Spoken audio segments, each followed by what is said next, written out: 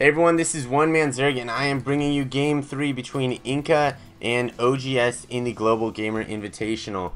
OGS once again is the blue Terran in the upper right, the 2 o'clock, 1 o'clock position, and Inka is the purple Protoss in the lower left, or the 7, 8 o'clock position. And Inka took Game 2 with a pretty dominating force and able to expand and really control OGS, and OGS took one with some nice tactics with the proxy factory landing in the back of Inka's base on Lost Temple, and then bringing in that patented Marine SCV Marauder push real early. So it's a nice two-pronged attack that he did. He tried to do it again in Game 2, but Inka was prepared for it, and then he tech switched to Banshees just like he did in Game 1, and then Inka was prepared for that with Phoenixes. So Inka did a great job of countering that strategy that he saw in Game 1. So I do not know what's going to happen in Game 2, but we are on Steps of War, so that is a quick map, ladies and gentlemen. There might be some rushing going on. Usually players are playing a little more defensively in these maps because they know that something could happen, and you can see that's really shown by Inka with an 11 scout. So he's brought the scout into the Terran's base on 11 just to see if anything's happening, and we'll see. Did he see that? Yes, he saw that barracks go down, so he knows the barracks is going down right then, but he also knows that's not any kind of trick show barracks. You can see it's on 13 right now, so he probably put that down on 11 or 12. So both players are still coming out with a standard opening. And then once again, I'd like to recognize some of the sponsors. First off, IC Cup TV is casting this tournament, so thanks for letting me, One Man Zerg from the UEN TV, another YouTube channel, cast this for them. And then also there's iFixit, which is a website, ifixit.com, and it allows you to find out how to fix anything you have. Their goal is to let anyone fix anything on their own, and they sell some of the parts to help fix stuff. And then also Intel is pairing with the Electronic Esports United, and they have donated to this tournament as well as iFixit to help bring, you know, this professional gaming to the mainstream and to give us some awesome replays to cast like this. So check out both of those places. Then just a little background again, Inka is an American Protoss player. He is part of Evil Geniuses and he joined them in 2009. And then OGS is a Korean StarCraft player, and he was originally a StarCraft 1 pro and coach, and so that's why it's OGS Original Gamers. I was a StarCraft 1 clan, that's pro Korean clan, and he's coming out with another barracks. So he's going with 2 barracks quick this game instead of a factory, and then Inka's powering to that warp gate. We might see what, I don't know, I've heard it referred to as a Korean 3 or Korean 4 gate, where they build one warp gate, then they build one gateway, then they get the warp gate technology, then they immediately drop 2 or 3 more gateways. And then, yeah, Inka bringing in the early Zealot to deal with these Marines. Let's see, is he... Yeah, OGS is getting the concussive shells, and he is getting a Marauder, and he is blocking that off. So we'll see if this Zealot's able to do anything. Looks like he's just not fast enough right now to catch up with those Marines, and that is not going to be done in time. But these Marines, this Marauder will be able to deal with that Zealot, put it down. And Inka is just backing out with that Stalker right now. He knows better than to go in there against that Marauder and mixed troop bunch. But he's probably trying to avoid that mixed bunch early push that OGS has brought to him in the last 2 games. OGS dropping a reactor right now.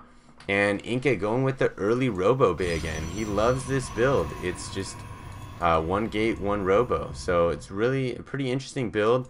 It's a little slower, and OGS likes to go with those early pushes, so that is an interesting build to go against those early pushes. I don't know if I definitely necessarily recommend that, but it's a different outlook. And then you can see OGS is going with that early expo, so it looks like he's going to try to apply some early pressure and then take advantage of that with Inka, who's probably going to stay pushed back in his base, by taking that early expo and getting an economic advantage, and then pushing out in the mid game when he's utilized that economic advantage and built some significant troop numbers. So that Robo Bay's up. Let's see what he uses it for. He's getting out that early observer.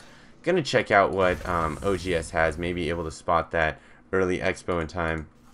It'll be interesting to see where OGS flies this. And here comes Inka into the base. Not any significant numbers. He could push and get counter push, so it's a little bit of a dangerous position, and you can't see up this ramp, so that's always dangerous. Sees that significant amount of troops, is probably going to back out, yeah, just in time so that he doesn't get shot again with those concussive shells and restrain. And I'd like to see, he's probably going to land it right here, but sometimes players do a little trick shot, land it over here in that gold, take huge advantage of that, and less likely to be scouted as well. So that's interesting. And getting some immortals up now. He sees that strong Marauder base. How do you counter that? You get some immortals, or you switch to Colossus and get those. But immortals are a nice, easier counter to get to that because you don't have to get that Robo Bay up. And we can see that he is not building a Robo Bay, but he does have 2 gates now, and he is getting out immortals. So a good counter to this army. And then once again, Inka is seeing everything that's going on right now, so he knows, hey, OGS has a command center going up right now. I see that. What am I going to do? How am I going to react? I think he's just going to try and get some more troops and then maybe try and push out on that, getting that Robo Base. So looks like he's going to go for that tech advantage, maybe try and get Colossus and push out before OGS can really ramp up his economy. And then I think OGS sees, yeah, he sees that observer. He's trying to chase around the base, trying to get that scan in so he can take it down. Yeah, he takes that down. And you don't want to move out your orbital command until after you take that down, because then they know, oh, hey, his orbital command's out. He's going to start dropping SCVs. He's going to spend money on that and not his army. So now would be the optimal time to attack. That's what Inka might think if he's able to see that move out. But if he can't see that move out, then he doesn't know, is he going to just go with mass troops right now and just sit on that orbital command, which it looks like he's doing, and play a little more defensively so that if Inka is to push out, then you know he's going to be able to defend from that because he hasn't spent those extra minerals on those SCVs. And this is definitely an optimal defensive position because he's going to stop any of those troops in that choke. But we do see that Colossus coming out, and we do see Medevac coming out over here. I don't know if he's going to get a Viking after that. I don't think. Let's check it out. Does he see that? He sees a Robo Bay, and yeah, he has the robotics bay right there in the robotics facility. So he knows Colossus are most likely coming. So I would expect to, yeah, he's landing on the reactor, probably going to pump out some Vikings right there. And it looks like we're in a bit of a standoff. And this is something, oh, here's the push out. This will be a pretty decisive battle right now. The Immortal is pushing in on those Marauders, but it looks like some good micro going on by that Terran player. And those stims are just so deadly. He's going to crunch that Immortal, and then he's just going to be able to totally expand here and take complete control of his expansion. Has a couple Aaron troops over here, but probably pull those back in time. We'll watch if, yeah, there he goes, pulling them back. And Inka does have the Colossus up. The numbers aren't too bad right now. It looks like he's about similar, but he is losing in, he's going to start losing in the economic positioning pretty soon. You can see this does have 50 energy built up on it. And I think that's after using a scan. So yeah, he's able to drop a few mules down right now because he did turn it into an orbital command up here and land it. And here's Inka coming back in. He's got his Colossus, and he thinks that's going to have it. Oh, those Vikings are just raining down on that Colossus. I don't think he's going to be able to withstand all this beatdown. And those Vikings, are they going to? Yeah, they finished the Colossus off. Let's just check this out. This army advantage, 20 advantage. I don't know what Inka is going to do at this point in the game to come back. And let's look at those units lost. Yeah, it just shows you that OGS has had commanding victories in these battles in this game, and Inka is just retreating back into his base, and OGS has the bigger army. He has the expansion. It is not looking good for Inka. Let's see, he is trapping him out with those sentry force fields. A little tiny trick: if you have, I think, 3 sentries, you can almost indefinitely force field out, because the force field lasts 15 seconds and it takes 50 energy, so you lose 5 energy every 50 seconds to do all that. So just a little trick there. And if you have 4, you definitely can indefinitely do it. Definitely. And we can see he's still down significantly. You can see that's over a 30-point deficit. Now it's an even 30-point deficit in terms of units.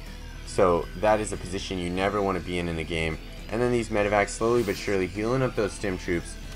And Inka can see what's going on, and he just knows that is not something I'm prepared to deal with right now. I don't know how he's going to deal with those Vikings. You can see he doesn't have much anti-air. He doesn't have a Stargate up. He doesn't really have the economy to run that. So he is in a bad position, and this resource income advantage that OGS is putting out right now is just very, very strong. This force is very, very strong. And does he even have a Colossus? No, he does not. Does not have a Colossus right now. And with all this line, that is exactly what you need to deal with it. OGS pushing in significant numbers, landing the Vikings because he sees there's no reason to have them in the air.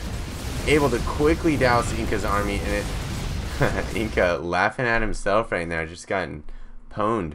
So yeah, I hope you guys enjoyed that series. It was a 3-game series. OGS does come out the victor with taking games 1 and games 3 over Inka. Both very quality players, very good games going on right now.